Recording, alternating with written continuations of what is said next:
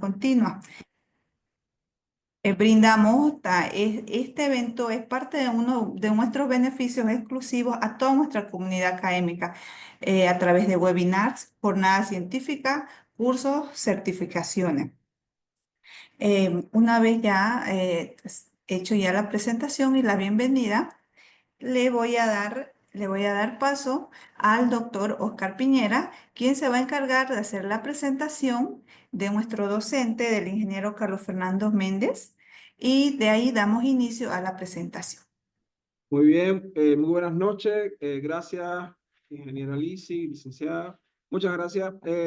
Con nosotros se encuentra el ingeniero Carlos Fernando Méndez Brun, ingeniero de sistema y especialista en ciberseguridad aplicada. Nosotros hemos invitado a una persona que se ha dedicado parte de su vida a el análisis de las cuestiones de seguridad. Es un experto en seguridad de aplicaciones web específicamente.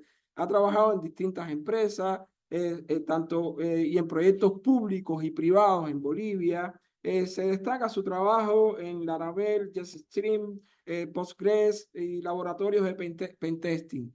Nosotros hemos estado en contacto con él durante los últimos días. Nos ha hecho llegar su currículum, su nivel de experticia, por medio de otro docente que ha estado trabajando con nosotros también y colaborando, y nos recomendó ampliamente al ingeniero Carlos Méndez para el desarrollo de este webinar. Nosotros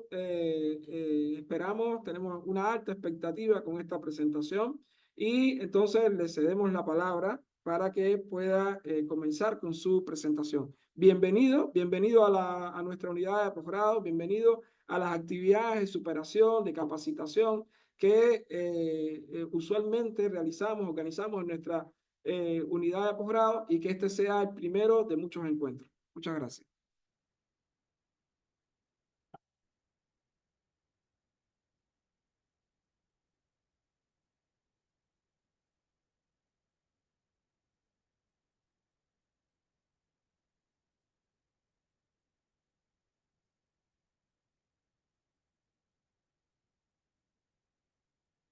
Ingeniero.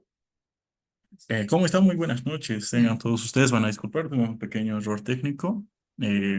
Vamos a dar inicio a el tema que nos concierne el día de hoy. Bien, tengo un problema con el fondo, así que, bien, vamos a ver este tema de un momento. Ok. Bien, van a disculpar, tengo un pequeño problema con el fondo de pantalla, ¿no? Bueno, ok, vamos a dar inicio a lo que es el webinar del día de hoy. Bien, antes que nada, bueno, como ya me he presentado, soy el ingeniero Carlos Fernando Méndez Brun. Bien, eh, vamos a ir viendo esto. Bien, vamos a empezar y a compartir pantalla. Por favor, me confirman si la pantalla se puede ver, por favor. Bien. Bueno, el día de hoy, como les dije, vamos a ver ataques cibernéticos en 7 actos, qué pasa y cómo cortarlos. En el mundo de la informática, estimados, la ciberseguridad es lo de hoy. Nuestros datos, obviamente, algunos son públicos y vamos a ir viendo más a profundidad este tema. Ya me han presentado, de todas maneras, dejo el QR de mi LinkedIn para hacer networking y evidentemente si les puedo colaborar en algo o alguna consulta posterior, podemos trabajar. Bien, bueno, básicamente construyo software, diseño y despliego páginas web y trabajo en seguridad, construyendo laboratorios y mini CTFs. Ahora vamos a lo que nos concierne. Bien, el lenguaje común que vamos a ver el día de hoy, que vamos a ir manejando a lo largo de, del webinar, CIA básicamente es la confidencialidad, la integridad y la disponibilidad. ¿A qué me refiero con eso? Confidencialidad sobre la información que nosotros exponemos a fuentes abiertas, la integridad, básicamente qué tipo de información exponemos, y la disponibilidad en dónde exponemos la información.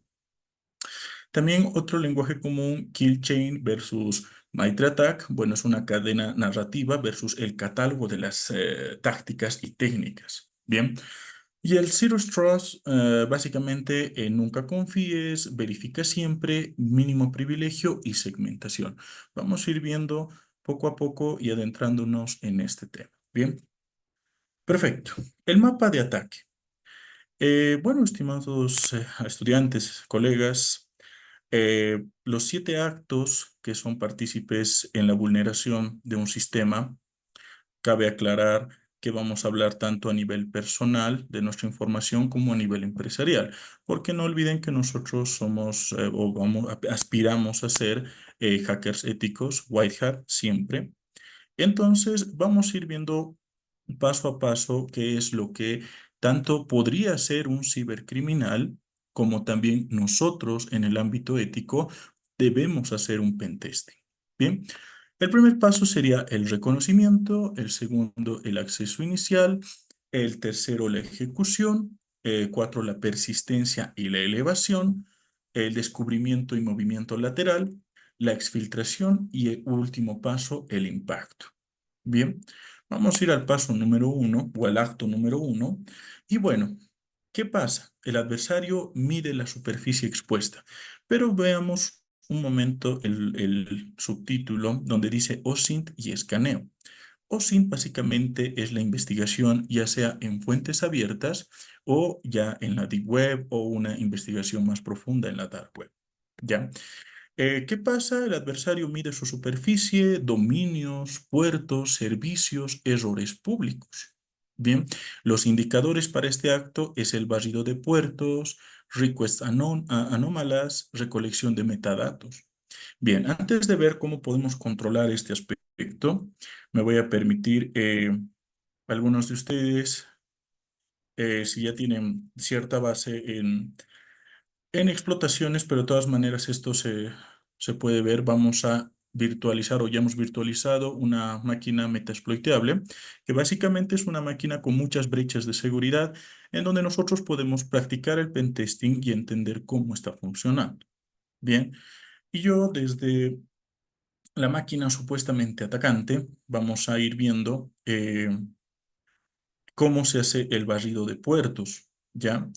Ok, vamos a ir viendo este tema. Ya, bien, acá lo vamos a dejar. Bien, vamos a hacer un escaneo con Nmap, ¿ya? Y básicamente tendría que hacer un escaneo a los puertos de dicha máquina.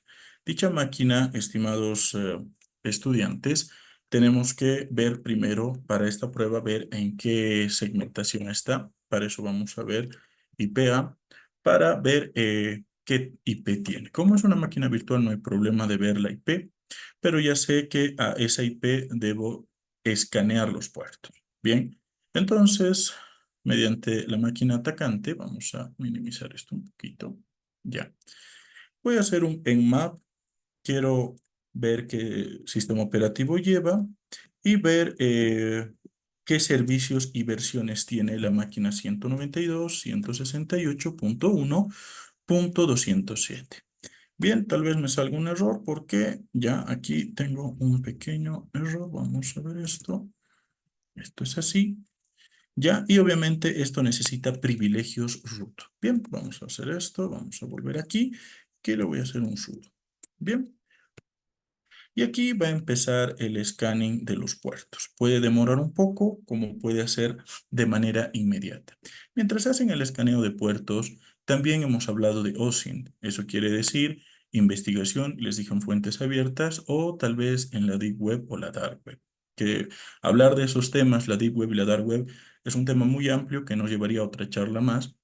Ya, pero sin embargo vamos a demostrar otras herramientas que existen en la web superficial. Esto me voy a ir atrás, ¿ya? Una de las herramientas es WebMe.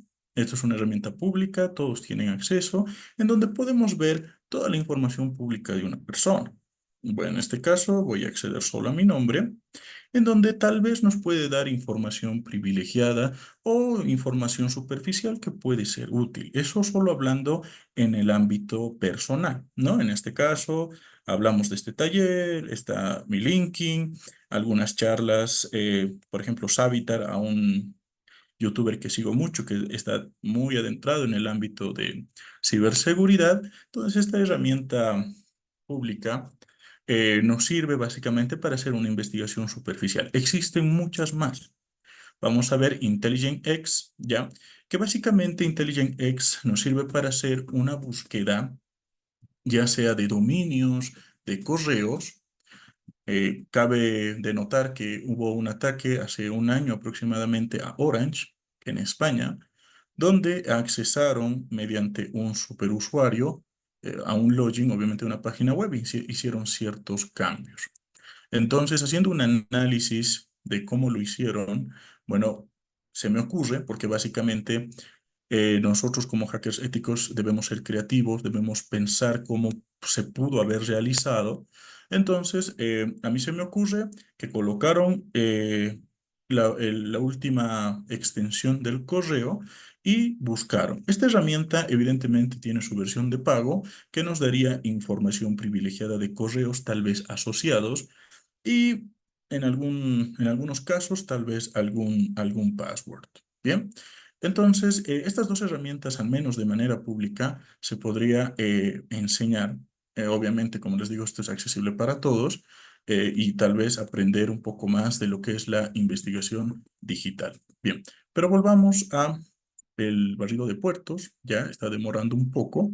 Así que vamos a esperar un poco a que evidentemente se haga el scanning de puertos. Bien, y vamos a vulnerar el protocolo FTP.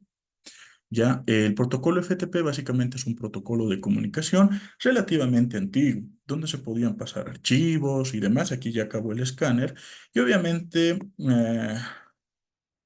como sabemos, Metasploitable tiene varios puertos abiertos. Nos sirve más que nada para practicar, pero en este caso el puerto 21 es el que me interesa para poder accesar. Bien, ok, voy a hacer un clear para limpiar la terminal. Y de momento, ese sería el barrido de los puertos. Bien, voy a volver a compartir la diapositiva. Entonces, ¿qué controles cortan esto? El inventario Stack for First Management, minimizar la huella, cerrar servicios, como hemos visto hay muchos servicios abiertos, ocultar banners, las versiones, que ahorita vamos a ver cómo jugar con las versiones. Política de divulgación responsable, a eso se refiere a qué información yo lanzaría a la web obviamente dentro de páginas seguras. El acto número 2 es el acceso inicial, básicamente la puerta. Bien, los vectores típicos son credenciales ya débiles, el phishing, fallas en la web, SSH expuestos. Entonces, bien, vamos a volver a nuestro pequeño taller.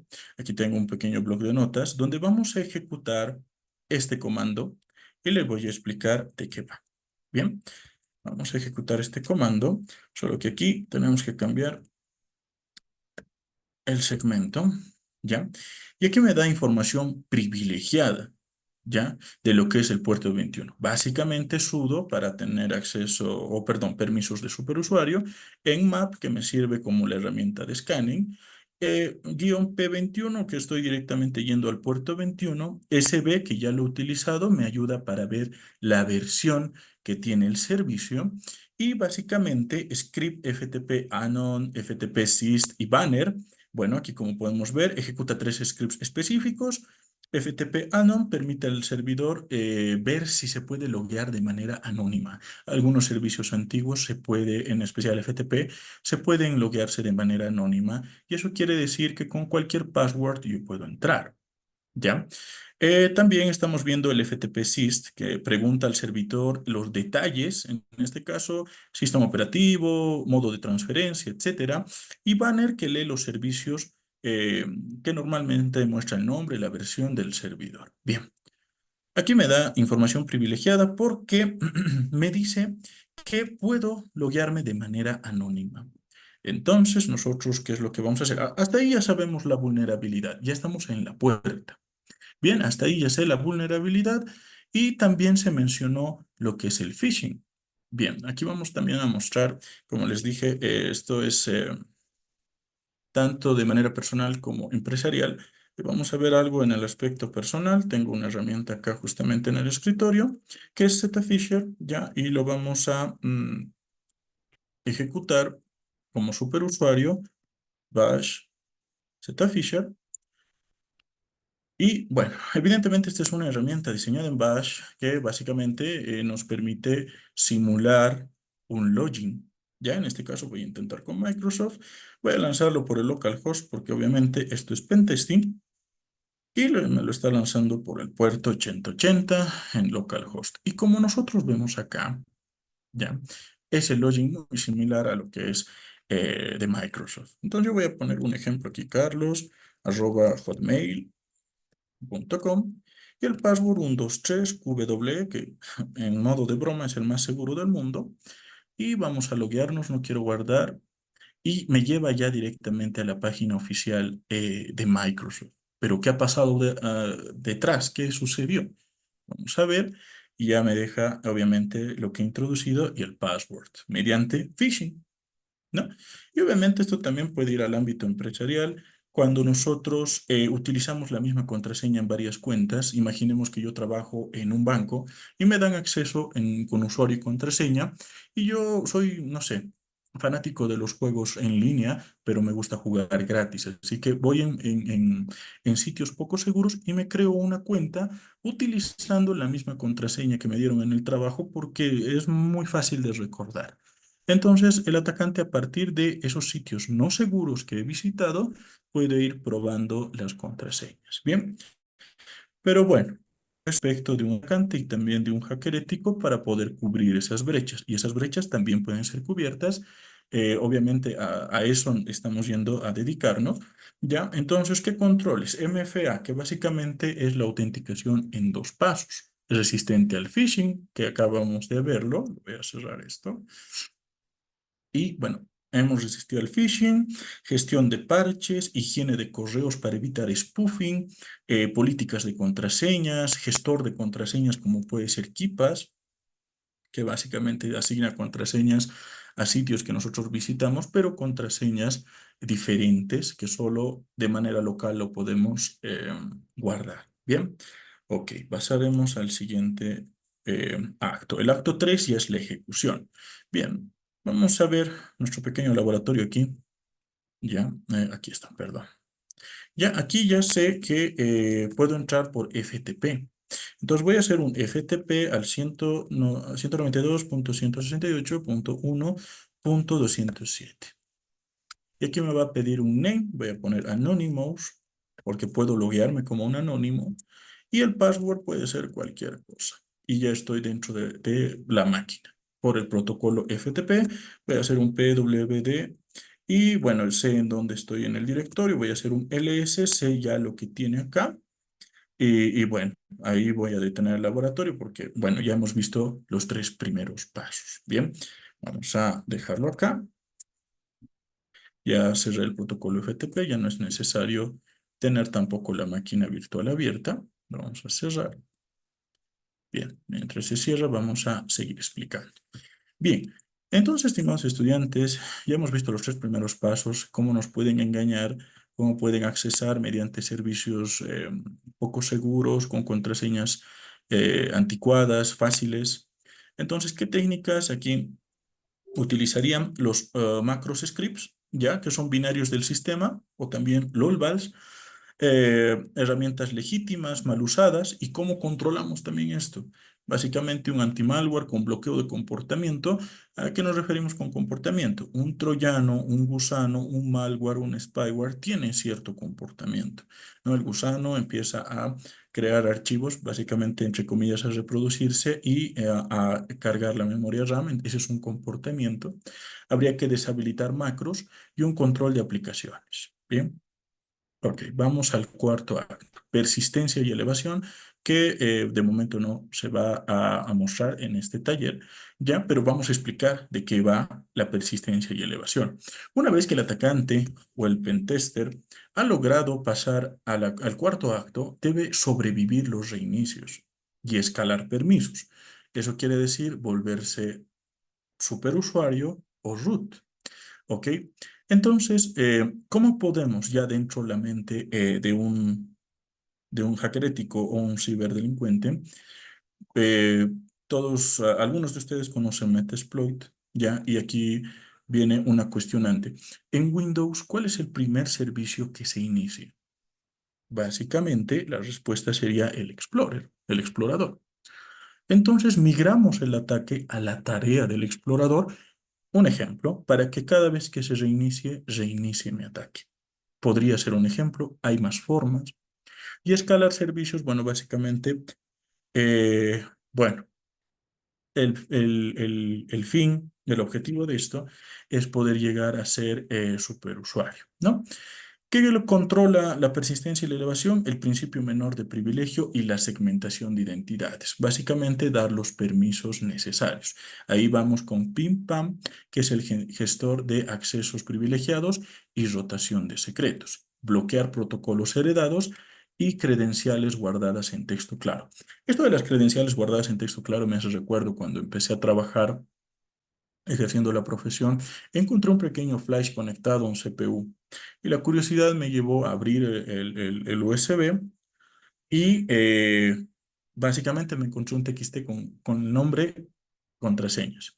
Esto ahora da risa y obviamente se le tiene que notificar a la persona qué riesgos puede correr, pero evidentemente no se debería transcribir ni guardar ninguna contraseña en texto claro, ya sea en la computadora, ya sea en papel.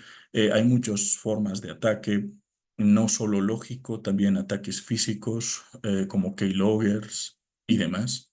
Entonces, evitar también ese tipo de aspectos. Bien, en el acto 5 que ya hemos descubierto, hemos hecho el descubrimiento y vamos a ver el movimiento lateral. ¿A qué me refiero con movimiento lateral? Que voy a mapear equipos. No me voy a conformar con entrar a un solo equipo, quiero entrar a los demás. Y me puedo poner, en el caso de un pivot, o como se dice, pivotar, para ponerme como intermediario entre las máquinas y poder accesar. Bien, ¿cómo controlamos esto? Segmentación de la red, firewall por host y acceso JIT, que es Just in the Time, y GA, que es Just Enough Admin. ¿A qué me refiero? JIT, estimados, básicamente es darle ciertos permisos por cierto tiempo, así evitar superusuarios permanentes. Solo darle ciertos permisos por cierto tiempo y luego ya no. Y el GA básicamente es darle los permisos necesarios, pero que no sean administrador. ¿De acuerdo? El sexto acto, que es la exfiltración, acciones sobre los objetivos. Bien, una vez que yo ya he sobrepasado el quinto acto, que ya básicamente ya he vulnerado el sistema, ¿qué es lo que se podría llegar a hacer? Como hackers éticos, bueno, ya tendríamos que empezar a cubrir esas brechas, pero también informar de qué es lo que podría hacer el atacante. ¿Qué hacen? Lo más lógico, sacar datos, cifrar datos, sabotear o extorsionar. Bien, básicamente a eso se dedica un cibercriminal, ¿ya? A ese tipo de actos. Bien, ¿cómo controlamos esto? El con salida, listas de destinos permitidos, esto es muy importante tener listas blancas, DLP, alertas de volumen, horarios inusuales, con horarios inusuales. Vamos a poner un ejemplo. Digamos que yo soy recepcionista, ¿ya? Y lastimosamente la segmentación de mi red está dentro de lo que es el servidor. Soy un potencial una potencial vulnerabilidad para mi institución, porque mediante mi computadora pueden ingresar al servidor. Solo por decir. Entonces, estimados estudiantes, eh, mediante mi computadora pueden accesar al servidor y demás. Entonces, ¿qué es lo que se debería hacer? Poner horarios en los cuales las máquinas deberían estar conectadas. Si está fuera del horario, ya reportarlo como un acto inusual, como un horario no permitido, y saber si alguien ingresa, saber qué es lo que está haciendo o bloquear el acceso. Bien. En el último acto, bien, que ya básicamente estamos viendo el impacto, que es lo que ya hemos sobrepasado todo nivel, Básicamente lo que hacen los cibercriminales es el cifrado, el corte de servicio, el borrado o el chantaje. Aquí vienen los famosos ransomwares, que son los ataques del día de hoy, donde los cibercriminales encriptan toda tu información y piden dinero a cambio. Bien, el corte de servicios se refieren a ataques de denegación de servicios y borrado o chantaje, bueno, borrado, básicamente borrarían los archivos que son importantes para ti y el chantaje va más o menos de la mano con el ransomware, donde obviamente te dicen, te devuelvo tu información, tus datos, tus archivos, pero tienes que pagar cierto dinero. Bien, pero ¿qué controles debería haber para evitar esto? Bien, backups 32110. ¿A qué me refiero con esto? Tres copias, dos medios de que se pueden realizar, un offsite, un inmutable y cero errores. Básicamente, en términos más simples, empezar a sacar backups periódicos ya para poder, y bueno, restaurarlos de manera exitosa para evitar pérdida de información. Hablando ahora en un entorno personal, si yo voy desarrollando mi sistema, eh, y justo hoy encriptan mi computadora. Bueno, básicamente voy a tener que empezar de cero. Pero si, digamos, uso un servicio como Gitbash o GitLab, ya, bueno, lo último que he hecho el commit, bueno, tendría que eh, descargarlo, por así decirlo, en otra computadora y continuar trabajando. Básicamente se podría poner como un ejemplo, como un backup. Bien, restauraciones probadas, evidentemente todo lo que guardamos, los backups, deben ser probadas y restauradas periódicamente.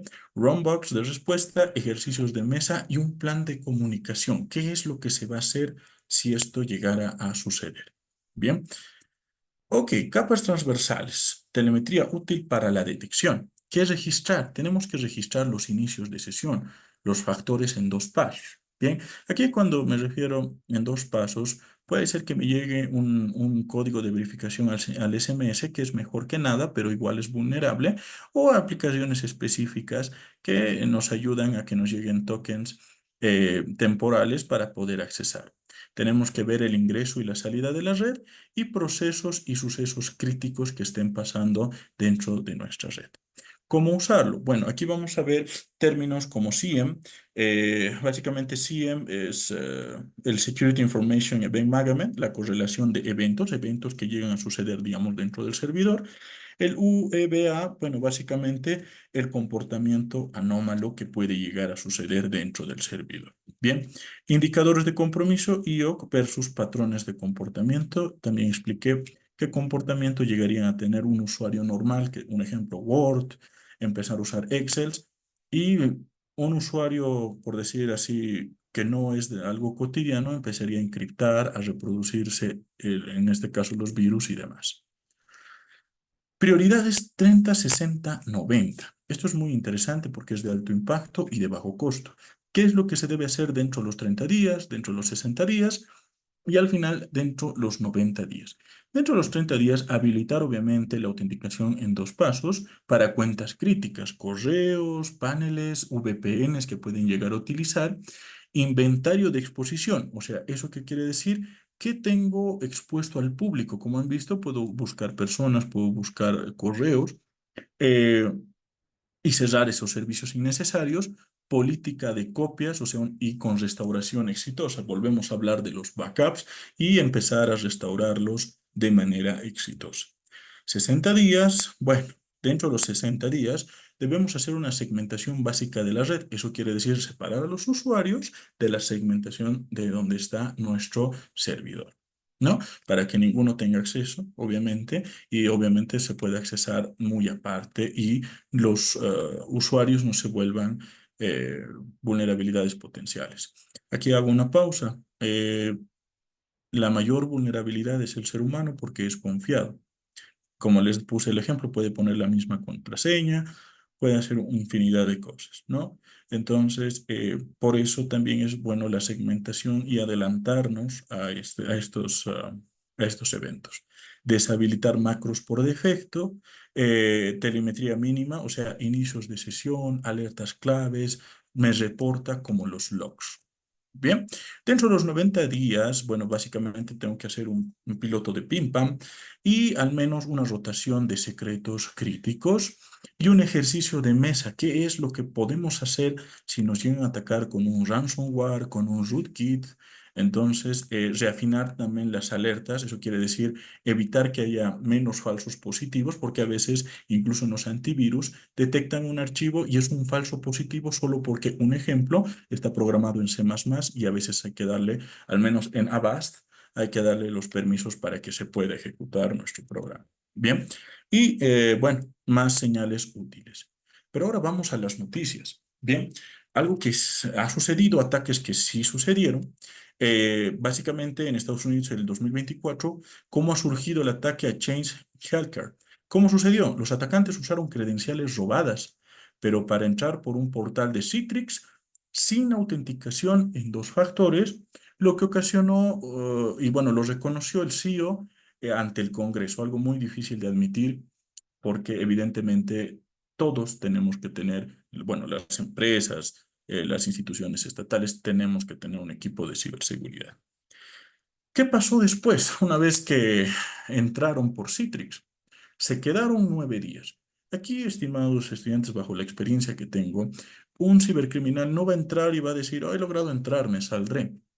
Obviamente, estamos hablando de un crimen, ingresar a un sistema no autorizado.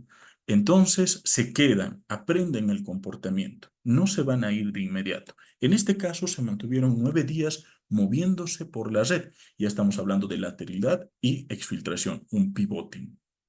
Y bueno, antes de entrar, de cifrar el sistema, ahí nos damos cuenta que los cibercriminales se quedaron cierto tiempo y al final el tiro de gracia, por así decirlo, fue cifrar todo su sistema. Grupos y extorsión atribuidos a Alf Black Cat.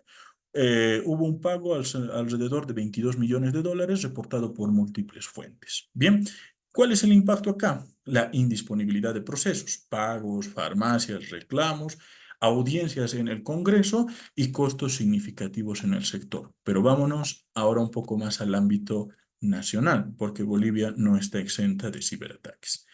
Aquí tenemos una noticia de La Razón, ¿ya? Donde obviamente hubo un reporte global de amenazas este año, donde Fortinet eh, eh, difundió en redes locales que en solo 6 meses Bolivia acumuló 155,5 millones de intentos de ataque. En paralelo, el Centro de Gestión de Incidentes Informáticos, el CGII, dependiente de la GETIC, informó que gestionó 197 casos en el primer semestre y 173 fueron resueltos y 24 en curso, con incidentes frecuentes, accesos no autorizados y malware. ¿Por qué esto importa? Porque hemos visto esto entre los 7 casos. El acto 1, que es el reconocimiento. Obviamente los ciberdelincuentes automatizan el escaneo, no van a ir a una terminal y escanear IP por IP. Obviamente para el mundo de la ciberseguridad, como hackers éticos, entra mucho lo que es la programación, ¿no? Y el acto 2, el acceso inicial. CGGI halló la venta de credenciales de instituciones públicas en la dark web. Ya, credenciales robadas, puertas de entrada para los cibercriminales. Bien, ahora la ruta de estudio para el posgrado. Bien, básicamente vamos a ver la ruta de estudio que debemos tomar. Podemos tomar varias ramas de lo que es la ciberseguridad.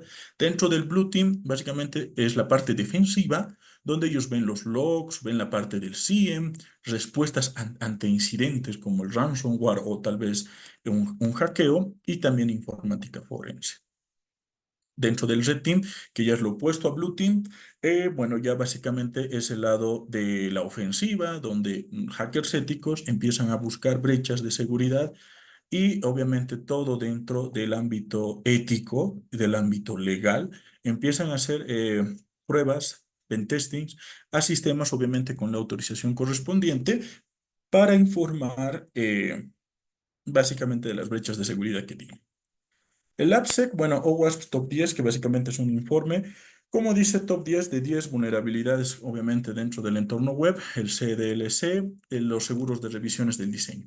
Y obviamente todo esto debe estar normado, debe haber una gobernanza y riesgo, políticas, cumplimiento, métricas y auditorías.